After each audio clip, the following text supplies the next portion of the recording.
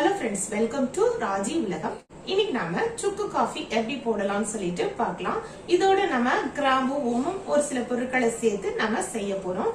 இதுக்கு நம்ம பனங்கற்கண்டு சேர்த்து அதாவது நாட்டு சக்கரை சேர்த்து செய்ய போறோம். வாங்க எப்படி செய்யலாம்னு சொல்லிட்டு பார்க்கலாம். இந்த டீ போட்டு குடிச்சோம் அப்படின்னா நமக்கு சளி இருமல் தொல்லை இருக்காது. ஹெல்த்துக்கு ரொம்ப நல்லது. வாங்க எப்படி செய்யலாம்னு சொல்லிட்டு பார்க்கலாம்.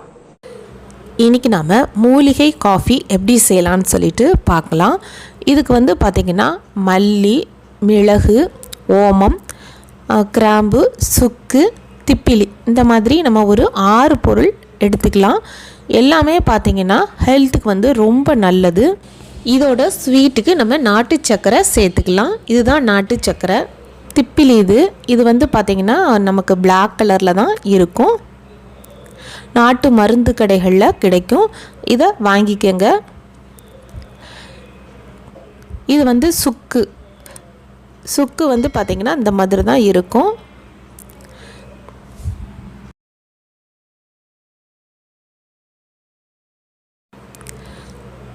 அப்புறம் கிராம்பு இருக்குது. கிராம்பு பார்த்திங்கன்னா உடம்பில் உள்ள ஆக்சிஜன் லெவலை நமக்கு இன்க்ரீஸ் பண்ணி கொடுக்கும். ஹெல்த்துக்கு ரொம்ப நல்லது. இதை எல்லாத்தையுமே நம்ம மிக்சியில் போட்டு அரைச்சி டெய்லி நம்ம காஃபி மாதிரி சாப்பிட்டோம் அப்படின்னா இதோட பனங்கற்கண்டு சேர்த்துக்கலாம். சேர்த்துட்டு சாப்பிட்டோம் அப்படின்னா சளி, இருமல், காய்ச்சல் எந்த நோயுமே நமக்கு வராது. எந்த நோய் நமக்கு வராமல் இது நம்மளை பாதுகாக்கும். தலைவலி அப்புறம் பார்த்திங்கன்னா பித்தம் இதுக்கு ஒரு நல்ல மருந்துன்னே இதை நம்ம சொல்லலாம். எல்லா நோய்களுக்குமே இது ஒரு நல்ல மருந்து. ஒரு கிளாஸ் தண்ணிக்கு பார்த்திங்கன்னா 1 டேபிள் ஸ்பூன் நம்ம பவுட்ரு கலந்துக்கலாம். பனங்கற்கண்டை அதாவது நாட்டு சர்க்கரையை இதோட சேர்த்து போடாமல் சுடுதண்ணியில் கொஞ்சமாக தனியாக எடுத்து வச்சு அதில் நம்ம போட்டுக்கலாம். இதோடு சேர்த்து போட்டோம் அப்படின்னா நமக்கு இனிப்பு ரொம்ப கம்மியாக இருக்கும்.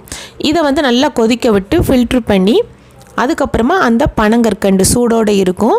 அது ரெண்டையும் சேர்த்து நம்ம கலந்து வச்சு குடிச்சிக்கலாம். இப்போது அந்த கொதிக்க வச்ச அந்த வாட்டரை நான் ஃபில்ட்ரு பண்ணி வச்சுருக்கிறேன்.